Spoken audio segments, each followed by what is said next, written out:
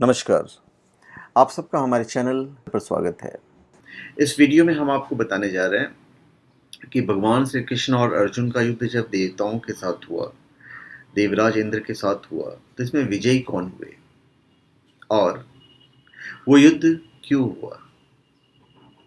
देखिए, धर्म ग्रंथ महाभारत के आदि पर्व में वर्णित ये कथा है, उस समय की है जब अग्निदेव के कहने पर भगवान श्री कृष्ण और अर्जुन ने खांडव वन का दाह यानी कि उसे जलाना शुरू किया। खांडव वन में आग लगते ही उसमें रह रहे सभी पशु पक्षी और जीव जंतु रोदन करने लगे और ये देखकर देवराज इंद्र से रहा नहीं गया और उन्होंने मेघों को वर्षा करने का आदेश दिया। और मेघ जब इंद्र की आज्ञा पाकर बरसने लगे तो अर्जुन ने बहुत से वानों से वर्षा करके सारे खांडव वन को ऐसे ढक दिया जैसे कोहरा चंद्रमा को ढक देता है। वर्षा करते हुए इंद्र की उस जलधारा को अर्जुन ने अपने उत्तम अस्त्र का प्रदर्शन करते हुए बौछार से रोक दिया था। अमित आत्मबल से संपन्न पांडव अर्जुन ने बहुत से वानों की वर्षा करके सारे खांडव वन को ढक दिया। अब सव्यसाची अर्जुन के चलाए हुए बाणों से सारा आकाश छा गया था, इसलिए कोई भी प्राणी उस वन से निकल नहीं पा रहा था।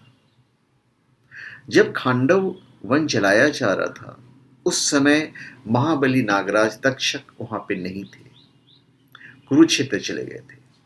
परंतु तक्षक का बलवान पुत्र अश्वसेन वहीं रह गया था। उसने उस आग से अपने को छुड़ाने के लिए बहुत प्रयत्न किया, किंतु अर्जुन के वानों से रुद्ध जाने के कारण वो बाहर नहीं निकल सका। उसकी माता सर्पनी ने उसे निगलकर उसे आग से बचाया। उसने पहले उसका मस्तक निगल लिया, फिर धीरे धीरे पूंछ तक की भाग भी निकल गई। तो निगलते निगलते हैं उस नागिन ने पुत्र को बचाने के लिए आकाश में उड़कर निकल भागने की चेष्टा की, किंतु पांडु कुमार अर्जुन ने मोटी धार वाले तीखे वानों से उस भागती सर्पनी का मस्तक काट दिया। अब सचिपति इंद्र ने उसकी यह अवस्था देखी तो भाई उनसे रहा नहीं गया। तो फिर उन्होंने क्या किया होगा? उन्होंने उसे छुड़ाने की इच्छा से आंधी और वर्षा कर पांडु कुमार अर्जुन को मोहित कर दिया।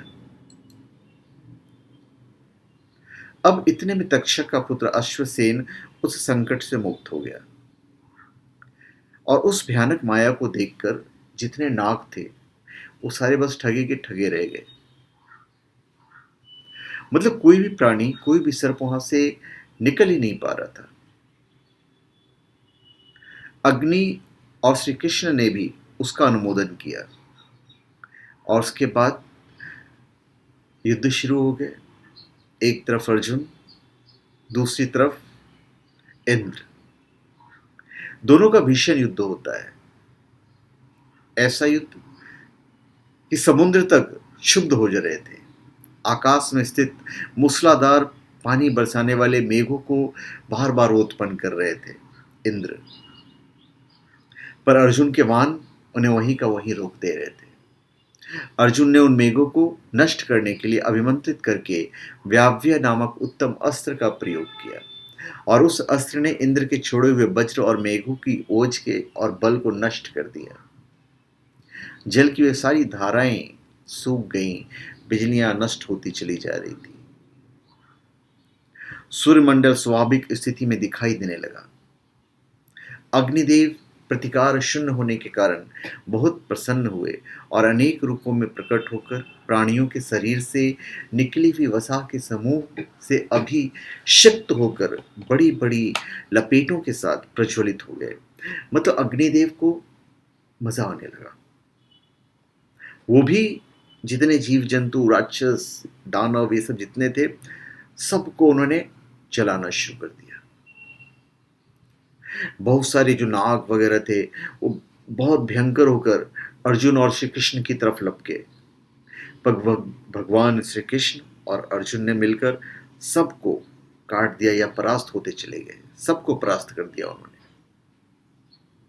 उसके बाद ढेर सारे राक्षस, दानव अपने अस्त्र शस्त्र चक्र पत्थर लेकर दौड़ पड़े अर्जुन और कृष्ण की तरफ।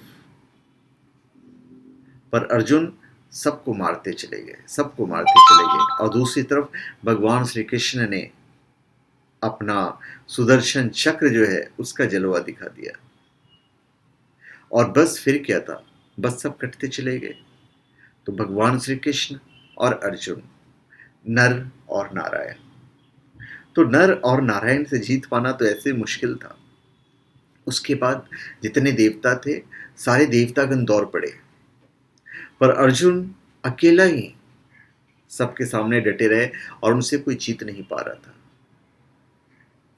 अब भगवान इंद्र खुद पहुंच गए।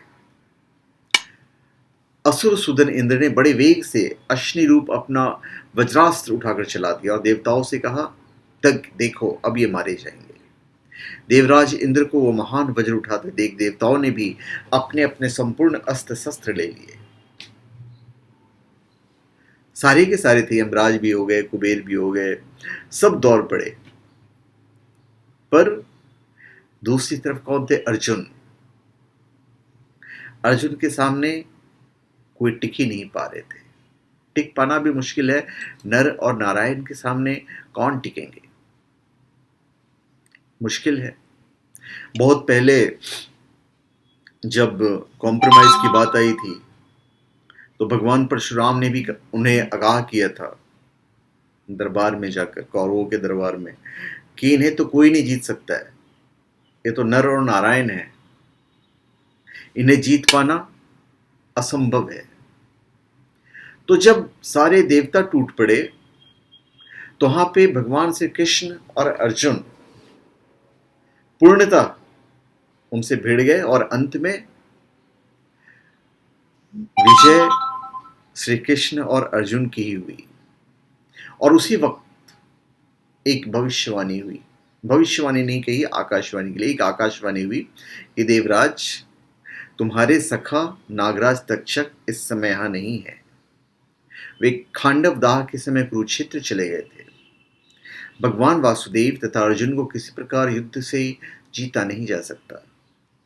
मेरे कहने से तुम इस बात को समझ लो, ये दोनों पहले के देवता नर और नारायण हैं। देवलोक में भी इनकी ख्याति है, इनका बल और पराक्रम अद्भुत है, यह तुम भी जानते हो। ये अपराजित वीर हैं, संपूर्ण लोकों में किसी के द्वारा भी ये युद्ध में जीते नहीं जा सकते। अतः इंद्र, तुम्हारा देवताओं के साथ वहां से चले जाना ही उचित है। खांडवन के इस विनाश को तुम उसका प्रारब्ध ही समझो। मतलब खांडवन जो जल रहा है ये उसकी किस्मत है। और देवराज इंद्र ने इसे ही सत्य मान क्रोध छोड़कर उसी समय स्वर्गलोक को लौट गए। देवराज इंद्र को वहां से प्रस्थान करते देख समस्त स्वर्गवासी देवता सेना सहित उनके पीछे पीछे चले गए। तो उस समय देवताओं से देवराज इंद्र को ज्यादा देख श्री कृष्ण और अर्जुन ने सिंहनाद किया। देवराज के चले जाने पर केशव तथा अर्जुन अत्यंत प्रसन्न हो उस खांडव वन का दाह करना शुरू कर दिए। अर्जुन के वाहन चलाते समय उनके वाहनों से कट जाने के कारण कोई भी जीव वहां से बाहर नहीं निकल पाया। तो ये युद्ध जो था खांडवन को समाप्त करने के लिए था। अग्निदेव ने श्री कृष्ण और अर्जुन के द्वारा इंद्र के आक्रमण से सुरक्षित रहकर खांडवन को 15 दिनों तक जलाया था। तो ये उसकी कहानी थी। तो धन्यवाद, आप सबका हमारे चैनल पर स्वागत है। आप हमारे चैनल पर सब्सक्राइब करें और अपने कमेंट दीजिए। धन्यवाद।